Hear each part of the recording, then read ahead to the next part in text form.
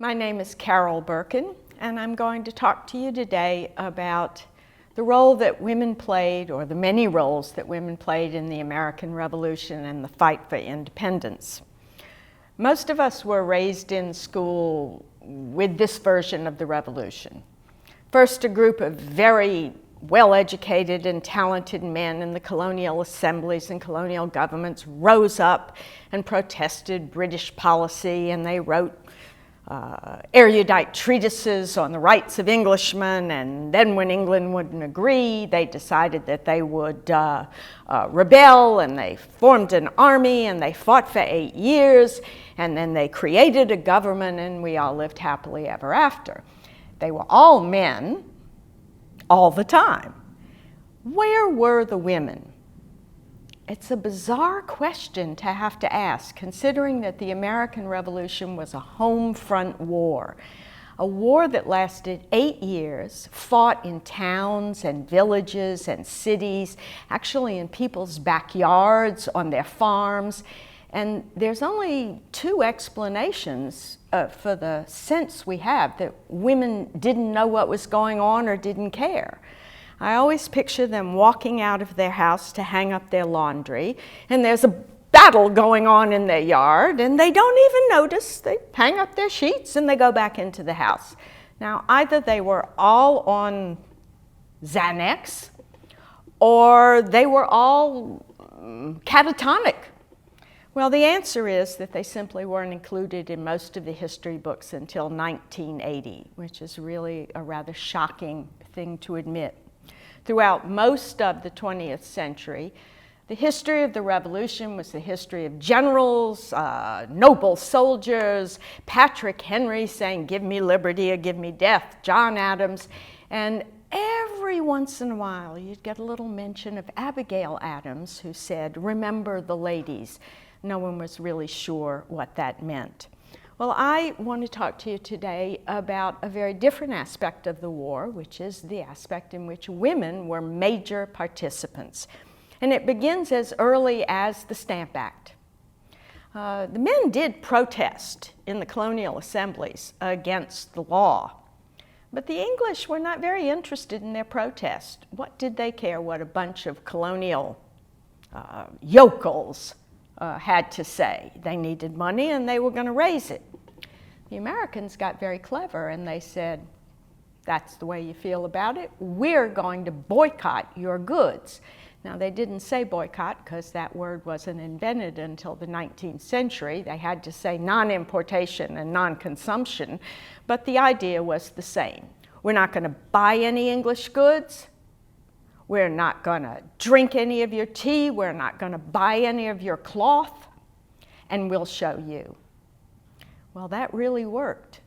But the question that ought to be in your mind is, who was it who made the boycott work? And the answer was women. It was women who bought the tea and bought the cloth. And women rose up and were politicized almost overnight. It was up to them to make sure that that boycott worked, and they made sure. They picketed merchants' shops if the merchants tried to sell British goods. One of the newspapers in Massachusetts recorded that the women marched in martial array, far better than our militia has ever marched around that store. They also began to whip out spinning wheels, which no one had used in years. I don't know if any of you have ever tried spinning, but it's probably the single most boring activity on earth. I tell my students the only thing more boring is watching bass fishing on ESPN. Women hated it. They made no bones about hating it, and as soon as British cloth was available, they stopped spinning and they bought cloth. Well, now in 1765, 1766, 67, they stopped buying English cloth.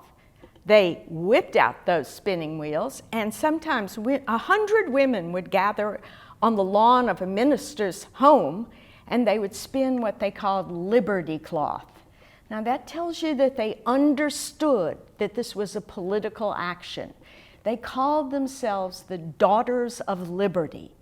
So right away we begin to see that the revolution was extremely radical in that it politicized women overnight. It was because of the women's boycotts that these laws were repealed. Women in New York City, being New York City types, published in the newspaper a statement that said, any fiancé who dares to try to put a stamp on the marriage certificate, we will refuse to marry you. There were women in South Carolina and in North Carolina who published in the newspaper. Now, women's names never appeared in the newspaper unless it was an obituary. But all of a sudden in Massachusetts, in North Carolina, women in Pennsylvania, women are publishing statements signed by a whole group of women saying, we, the daughters of liberty, protest against this infringement of American rights, and we will not consume tea, and we will not buy cloth, and we will not buy chocolate until these hated laws are repealed. And they signed their names. Conservative men were horrified. They thought, this is what protest leads to. It leads to the world being turned upside down. Women publishing articles in the newspaper. And the women were attacked in the newspaper, and they responded in kind. When a group of men in Philadelphia opposed women speaking out, a group of women wrote back and addressed their protest to the little foplings, that is, the foolish and masculine men who would dare to challenge their patriotism.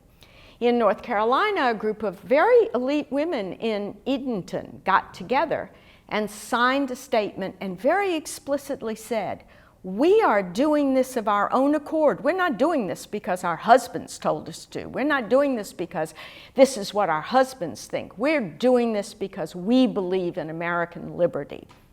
In England, a man read about this and he wrote sneeringly to his brother in America, is there a female Congress in Edenton too? Well, no, but it was clear that all across the country, women were becoming aware of what was going on politically. One of the young women in New York wrote, we commenced perfect statesmen. And so instead of talking about children and knitting and linens, they talked about politics and they followed politics. When the war broke out, women's role became even more important. Because all those men who went off to join the army, who was managing their farms? Who was managing their blacksmith shops? Who was taking care of their printing establishment? Their wives were. And you have to try to picture what it was like to be a woman in the 18th century. Most white women were pregnant every 2.5 years until they could be pregnant no more. So when their husband kissed them goodbye and went off to join the army, they were probably pregnant. They had a 3-year-old child. Maybe they had a baby in their arms. They had several other children, and they couldn't order pizza in for dinner. They couldn't go to the corner store and pick up a Duncan Hines cake recipe. They had to literally transform raw materials into finished products in order to put food on the table. And so they had massive numbers of household chores. They weren't polishing their polish. They weren't decorating the table. They were churning butter. They were making cider. They were turning flax into cloth. They were processing raw materials so that their family could survive. Housewifery, as they called it in colonial America, was an all-day long job. In fact, women in colonial America were notorious for having filthy homes because they didn't have time to clean and dust. They were busy doing important things to feed and clothe their family. So their husband goes off and he says, take care of the farm, honey. So now she had all of her chores and she had his chores as well. For most women, this was not a liberating experience. I always have students who say, oh, women must have been really happy to be able to run the farm. No, they were not happy, but they knew it was their job. Some women if they had enough money to hire employees to work in the field, did experience an incredible transformation. And we know this from our favorite, if you're a colonial historian, this is our favorite set of letters. Husband goes off to England, he's a loyalist, and he leaves the farm in his wife's hands. And he writes her detailed letters. This is what you do with my crop. This is how you plant my crop. This is what you do with my farm. And she writes back in the first 6 months, don't worry, dear, your farm is doing just fine. 6 months later, he writes, how is my farm doing? She writes back, our farm is doing really well. 6 months later, he writes, how is my farm? And she writes back, my farm is doing fabulously. So clearly more has changed in her mind than just the pronouns. But for most women, this was a tremendous chore. And it was made even worse by the fact that as soon as the war broke out, scarcity came in. That is, most of the things that people needed, pins, plows, soap, came from England, and it stopped coming from England. And so women had to improvise. They figured out that they could preserve meat for the winter using walnut ash instead of salt. Must have tasted terrible, but it worked. And so they had to share with one another how to make soap out of the few things that they had available so that they could wash and clean things. And so it was a kind of a scarcity episode in their life that they had to handle. In addition to that, they had to help out the army. And they did some remarkable things as the army came through. Men did not join the army, any army, without a guarantee of alcoholic rations. In the 18th century, it was rum. In the 19th century, it was probably gin. But in the 18th century, when you signed on in the army, British or American, you got a ration of rum. Well, there was no rum because trade with the West Indies was interrupted by the Revolution. So the women came up with corn liquor. And they would stand by the side of the road. If any of you have ever been in a marathon, you know that people stand by the side of the road and they hand Gatorade or water to the runners who go by. Well, these women would stand with a barrel and a scoop so that the men could drink.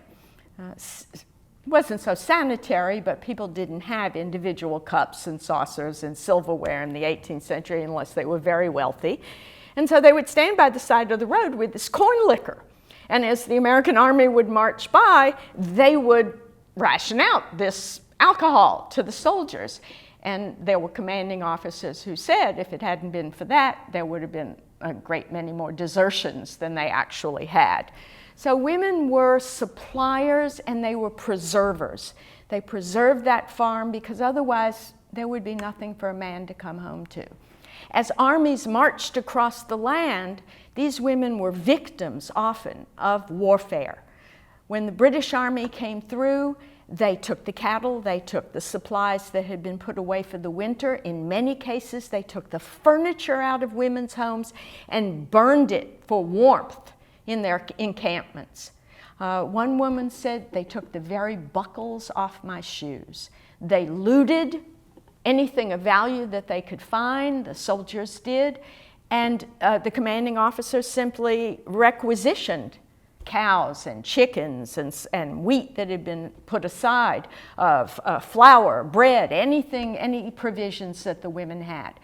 There were many, many women who wrote to their husbands, like this woman who wrote, I have no firewood, your children will freeze. I have no food, your children will starve. Pray come home. So that they were living under really quite desperate conditions in those areas where the warfare was most intense. Many a man did desert, and he deserted not because he was a coward, but because he knew that his family could not survive. Other women were raped by soldiers who passed through the town and through the community, and they understood that their lives were in danger. And yet they persevered because, in fact, they were preserving the very land, the farm, that their husbands were fighting to ensure would be free. When women couldn't survive at home, they joined the army. Everybody has seen that wonderful picture of Valley Forge that makes it look like an all-boy affair. There are soldiers trudging across the ground. There's not a female in sight. Well, this is not true. I'd like to ban that picture from ever being shown again in a textbook. Because in fact, Valley Forge and Monmouth and any place an army settled down for the winter became an instant city. Talk about urbanization. That's what you saw. Because women, children, their dogs, their favorite goat, they brought their rocking chairs. They arrived in the army camp and they said, I can't survive the winter. I'll be killed, I'll be raped, we'll starve. We have to be with our husbands or our fathers or our sweethearts. Washington was furious about their presence. He wanted a really professional army, and he had all these kids running around and goats running around and dogs everywhere. But he never sent them home because he knew that if he sent them home, the men would go with them. He knew that this is what prevented mass desertions. And he put these women to work right away. And I would argue, without any exaggeration, that the army could not have survived without these women. There were hundreds of them in these army camps everywhere. And what did they do? They gathered the cow pies and the sticks and branches to make fires. They suggested to the men that having the latrine right next to where they slept and ate was probably not a good idea. They cooked for them. They worked in the camp hospitals for a lot of soldiers came down with communicable diseases, illnesses, because they were in such tight quarters, and the women acted as nurses. Most importantly, at least it seems to me, is the role of women in dealing with lice. I have a son who, when he was a teenager, was probably like most people's teenage sons. He would play basketball in his lucky socks. And by the fourth game, when he didn't put them in the laundry, they would stand up by themselves. The boys who joined the American Army were just like my son. I would say, Matt, put them in the washing machine. This was a kid who could take a computer apart, but he couldn't figure out how the washing machine worked. Mom, I don't know. What am I supposed to do? You do it for me. Well, that's what colonial boys were like. It was a woman's job to do laundry. What boy, what man did laundry? And so when they signed up in the army, they just stayed in the clothes they were in. And they stayed in them. And they stayed in them. And after 3 weeks, they got lice. And what did they do? They scratched. They itched, they scratched. They scratched so hard that they began to be covered with scabs. And often, a lot of warfare is boring, sitting around waiting for something to happen. It's a little bit like a baseball game. Sitting around waiting for something to happen. And so, boys will be boys. They didn't have video games. They didn't have Nintendo, so they made up contests.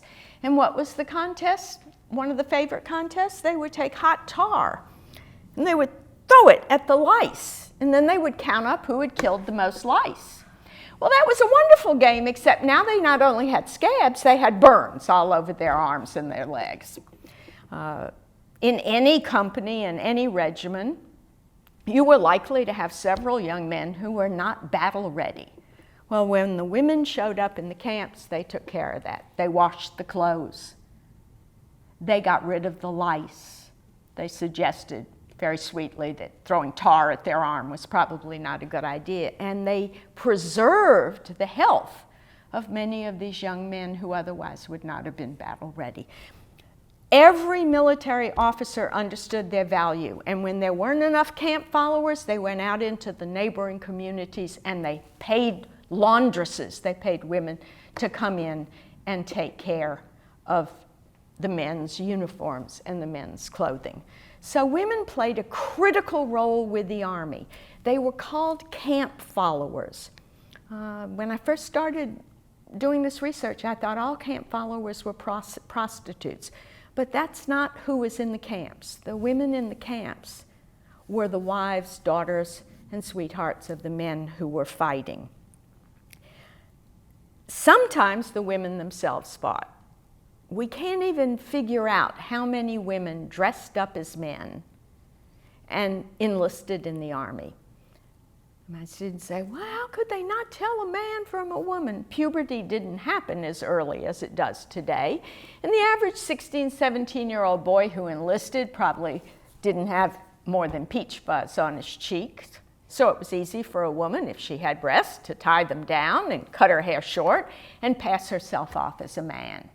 The most famous of these women was a woman named Deborah Sampson, who fought for 3 years in the American Revolution in battle, was wounded twice, and no one discovered she was a woman until she came down with camp fever. And they opened her shirt and got a big surprise. There's a wonderful 19th century painting of this, late 19th century, the high Victorian era, very proper. They covered piano legs because they might excite men's prurient interests. Very genteel. So here's the painting. There's a group of soldiers surrounding a body lying on the ground. I have no idea why they would have been there, but they were there. Lying on the ground in the light is this soldier in one of those big blousy white shirts that Johnny Depp wears in Pirates of the Caribbean. And there's a doctor leaning over this figure on the ground, and he has opened up the shirt, and a rosy breast has popped out. And all of the men and the doctor are all going like this. That's not really how it would have happened in the 18th century. Deborah Sampson was honorably discharged, and she got a pension, a soldier's pension, a veteran's pension. And when she married and she died, her husband sued successfully for a widow's pension for her heroic participation in the war. Almost at almost every turn, whether it was the women in the forts, all of whom were known as Molly Pitchers, there is no such person named Molly Pitcher. I know that our neighboring state, I live in New York, my neighboring state of New Jersey has a rest stop named for Molly Pitcher, but there really is no such person. All the women in the forts were called Molly Pitchers because Molly was a common nickname, and the women ran out from shelter with pitchers of water to cool down the cannon. So the men would fire the cannon, they would shout Molly Pitcher, and the women would run out. Well, sometimes they were wounded, sometimes they were killed because shells were coming and arrows were coming over the fortress walls. Sometimes they took the men's place at the cannon, and some of them, like Hanna Corbin of New York, actually got a veteran's pension for having been wounded while she was operating a cannon. So whether it was protest, whether it was helping out as camp followers, whether it was fighting, whether it was organizing public protest by putting notices of the boycott in the mail, whether women worked as spies or couriers, and many a young girl carried messages between American generals because they assumed that they wouldn't be suspect. The British wouldn't pay attention to women who were running, young girls who were carrying messages. One of them, Emily Geiger from Georgia, actually did tear the message up into little pieces and swallow it the way in every cartoon a spy does. Whether it was doing this, whether it was women who burned the crops on their land to prevent the British Army from getting to them, women were there at every single phase of the pre-revolutionary battle, verbal battles and political battles, and during the long war itself. So next time you see that picture of Valley Forge. I want you to be sure to tell your students that that is not how it really happened in the 18th century. I want to talk to you a little bit about women who opposed the revolution, that is, women who were loyalists. Sometimes they're mistakenly called Tories, but nobody was really a Tory by the 18th century. They were loyal to the crown, and there were many, many thousands of people who were loyal to the crown. John Adams once said 1/3 were for the revolution, 1/3 were against, and 1/3 had no opinion. But the truth is that until the revolution was well underway, most people were neutral. Somebody's going to tax us. We don't care who it is. We're not going to lose our life over this. So the ones who remained loyal, even after independence was declared, suffered tremendously as a result. They were the minority in many places, and they were much less well organized than the revolutionaries. In many cases, the women were persecuted and were mistreated as surrogates for their husbands. If their husbands had gone off and enlisted in the British Army or in Loyalist battalions, Loyalist troops, or if their husbands had gone to England to escape, especially the elite Loyalists, to escape being jailed, crowds and political leadership took it out, in effect, on their wives as a kind of representative of their husband's disloyalty. And I want to give you two examples of this that I think are quite striking. Esther Sewell was married to Jonathan Sewell. Jonathan Sewell was a Massachusetts Loyalist. He was John Adams' closest friend right up until 1775. No one really knew the revolution was actually going to happen. And he and John Adams argued politics, but they never dreamed that they would be on opposing sides for real. John Adams had actually courted Esther Quincy before Jonathan Sewell had, but John Adams was short and round and never stopped talking. And Esther Sewell was much more taken by a much more attractive, fun-loving gentleman named Jonathan Sewell, and she married him. Jonathan Sewell's career went very well in the 1760s, 1770s. He was appointed Attorney General, which was a plum position paid for eventually by the royal government. And he became one of the leading propagandists in the newspaper for the crown side, arguing that these were demagogues and disgruntled ne'er-do-wells who were opposing British policy. And so he became, along with Thomas Hutchison of Massachusetts, one of the most hated men in Massachusetts by the men who were the, quote, radicals who would eventually become the revolutionaries. He had a beautiful brick house in Charleston, right outside of Boston, and his wife was home one evening with her two young sons. Sewell was in Boston, Massachusetts, and all of a sudden a crowd of angry men and boys surrounded the house.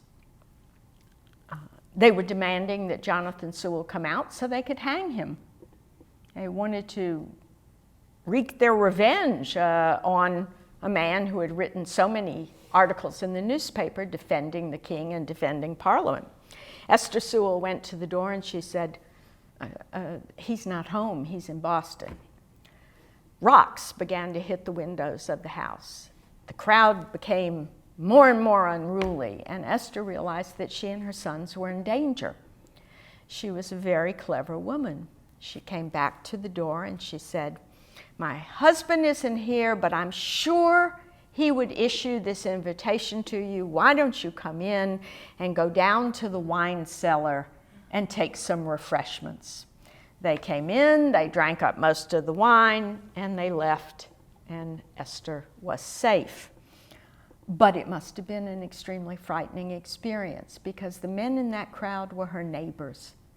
That is, she recognized the men who were trying to kill her husband and trying to do harm to her and her sons. And this is the sense of isolation that many of these Loyalist women, especially the wives of prominent men, experienced. Grace Galloway is another example of this.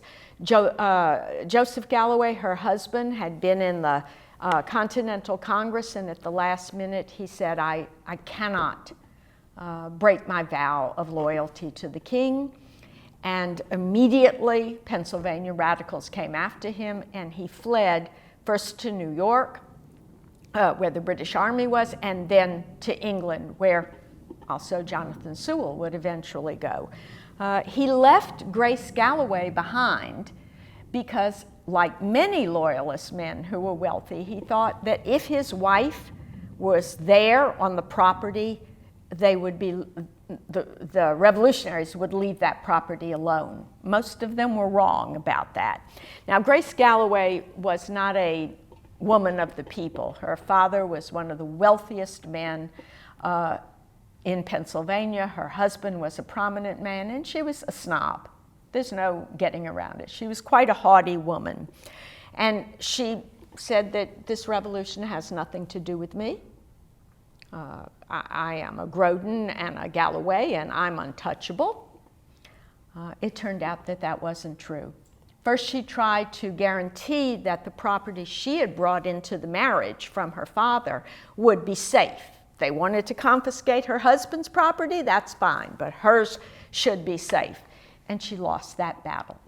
The revolutionaries in Pennsylvania said, your husband's a traitor, and everything that is in his possession belongs to us. Within a year, they came for her house. Grace Galloway found it unimaginable.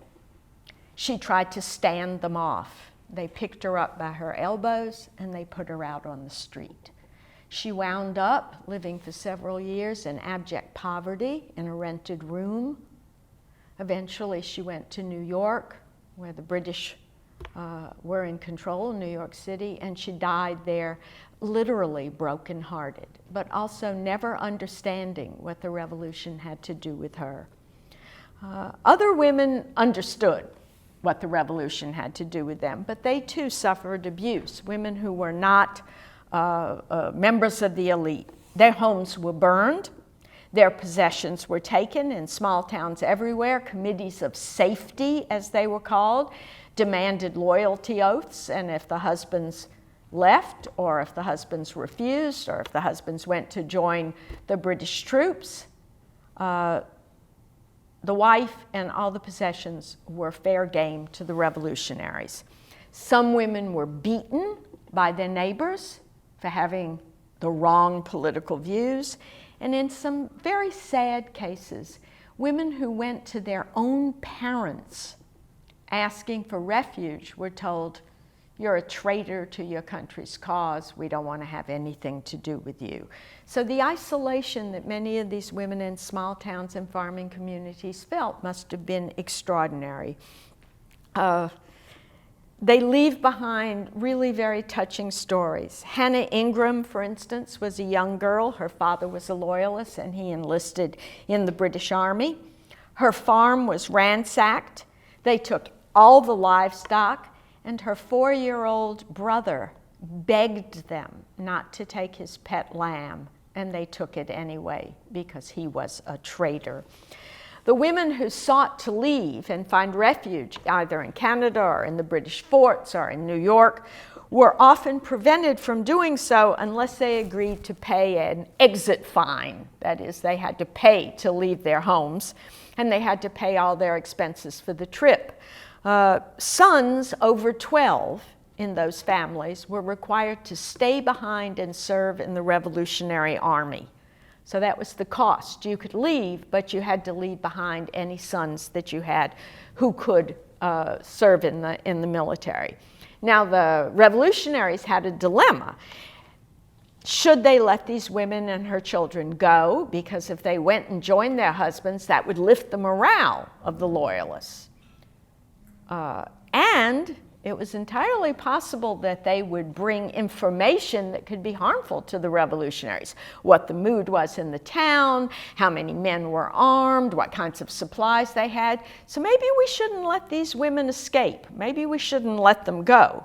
On the other hand, if we kept them here and we've taken all their possessions, it's required of the community to support them. So do we want to support these women? Do we want to feed them and their children? Or do we want to let them leave? One of the things that comes out of this is the communities have to grapple with the question of, are the women themselves traitors? That is, do these women have political loyalties themselves, or are they simply the appendages of their husbands? And in many cases, they found out these women had political loyalties of their own. In a small town in New York, 4 women plotted to kidnap the mayor of the town and hold him for ransom. So it's clear that they're acting on their own as Loyalist participants. One of the things that happens when they do manage to get out of their hometown or their farming community or their little village is the trek to safety was harrowing. Sometimes 100, 150 miles on foot to try to get to a British-held fort or to try to get to Canada. Probably the worst part of it all was what happened after the war, when all the Loyalists were sent into exile. Some 15,000 people were loaded onto boats in Charleston and in New York and evacuated from what became the United States. The wealthier ones went to England, where they had really disturbing experience of having once been the elite in their community and now being nobodies in London. No matter how prosperous you were in Massachusetts, you were not a member of the nobility, and so you were not very important. Plus, London was frightening to many of these women. I'll give you just one example. Jonathan Boucher from Maryland, who was a minister, a Loyalist minister, walked on the streets with his wife, Nellie Boucher, and she said, could we stop and wait until this crowd goes by? And Jonathan Boucher had to say to her, the crowd will never go by, my dear. This is just what London is like. Esther Sewell had the worst experience of all, I think, though when I was writing about her, it struck me as funny, which probably doesn't say something good about me. Her husband had a complete nervous breakdown. For real, he locked himself in his room for 18 months and passed notes out under the door, each one a little less in touch with reality than the one before. During this 18 months, he came to the conclusion that his wife was responsible for the revolution. He never gave up that theory. He lived for many years. They finally had to move to Canada. He lived for many years, and he tormented her daily with the fact that what had happened to him was entirely her fault. There's one really hilarious letter in which he writes, I wish my wife were tied to the tail of a comet and carried into space, never to be seen again. Esther Sewell, being a very good wife and a devoted wife, never said a word. But 5 minutes after he died, she packed up all her possessions and moved back to Massachusetts to be with friends and family. Most of the people who went to Canada were ordinary farmers, shopkeepers. They were not members of the elite. And here, the shock for these Loyalists was enormous. You have to realize many of them were many, many generations Americans. That is, they had lived in Massachusetts or South Carolina or Maryland for generations. Their children had been born here. This was their home. And they were picked up and transported to a place they called Nova Scarcity. There was one woman who sat down who had endured abuse from her neighbors, who had seen her farm destroyed, who had been brave through the whole thing, who had never cried. And as she watched, she wrote in a diary, as she watched the ships sail away, she sat down on Chapman Hill and she cried until she could cry no more, because she knew she would never see her home again. And so when we talk about the great triumph of the American Revolution, I think we have to remember that for many people it was a tragedy. That is, for many people it was being thrust out of their homes, being thrust away from their friends and their cousins and their brothers and sisters in some cases, and sent to a place that was cold and dark and forbidding and not really anything like home. Well into the 1790s, you could see them writing home. I can still remember the taste of Massachusetts apples.